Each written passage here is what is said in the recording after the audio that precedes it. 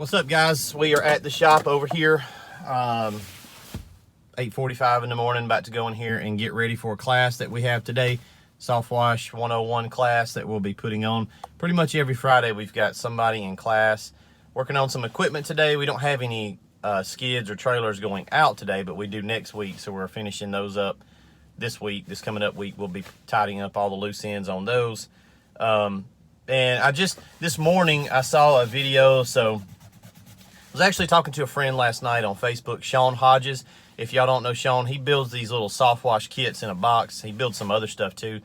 Really good work. He does great work. I guess you would technically call him a competitor, but he's in Arkansas. We're in Alabama. I like to network instead of poo-pooing on all my competition.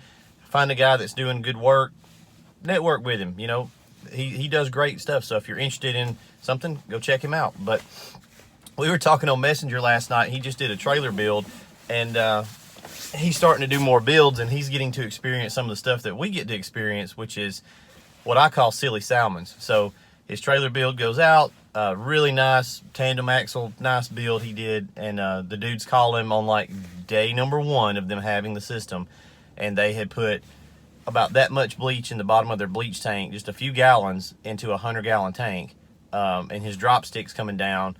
You don't put the drop sticks right on the bottom of the tank because they won't be able to get flow into them. You have to keep them off the bottom just a little bit. Well, they didn't even have enough bleach in the tank to get to the drop stick.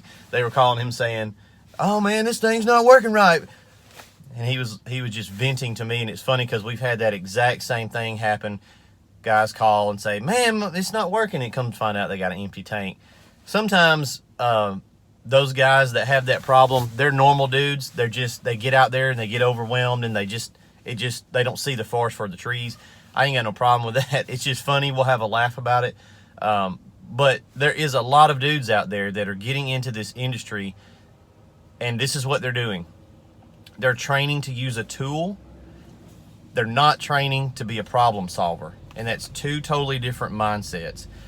Are you training and learning this industry to use a tool or a method, or are you training and teaching yourself to be a problem solver? Is this you? Are you that guy? I want to be this guy over here. I want to be a problem solver. And here's why. I don't want to limit myself to just, hey, put the knob here, cut the switch on, pull the hose off and spray, and it'll be clean. If that's all you know, when and if things go wrong, you're going to be in a mess. You're going to be standing there with your elbows halfway up your arms because you don't know how to repair anything. You don't know how to fix things. You don't know how to MacGyver and troubleshoot and make other things work.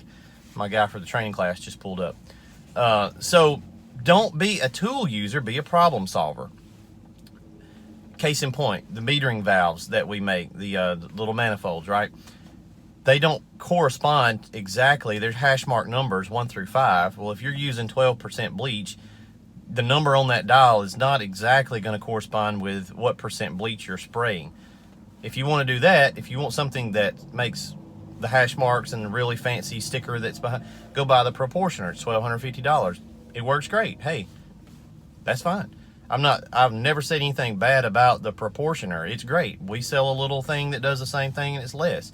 Soft Wash Systems, they have a blend module. It's got a hash marked out sticker, 1%, 2%, 3% bleach. That's great. It's beautiful. I love it. Ours doesn't have that. The other ones that you see out there that guys build, they don't have that. But you're spending $350, or if you make your own, you're spending much less money. And it's fine to have the stickers and the hash marks. The problem is, if all you know is put it on here and I'm spraying 3% bleach, you're not able to understand what's really happening. And what happens if you run out of bleach in the field and you got to fill up your tank with 6% from the store? Well, now your tank is not what it normally is, and so your hash mark don't mean anything, and you don't know that because you haven't took time to become a problem solver.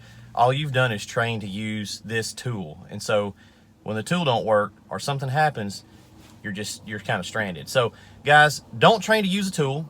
Know how to use a tool, but don't limit yourself to that's all you know.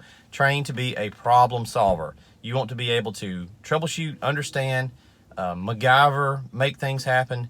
adapt, improvise, overcome in the field. That's what you got to understand. So hope y'all have a great day. Let's get in here and get ready for class time, and we will check in with y'all later. Have a good one.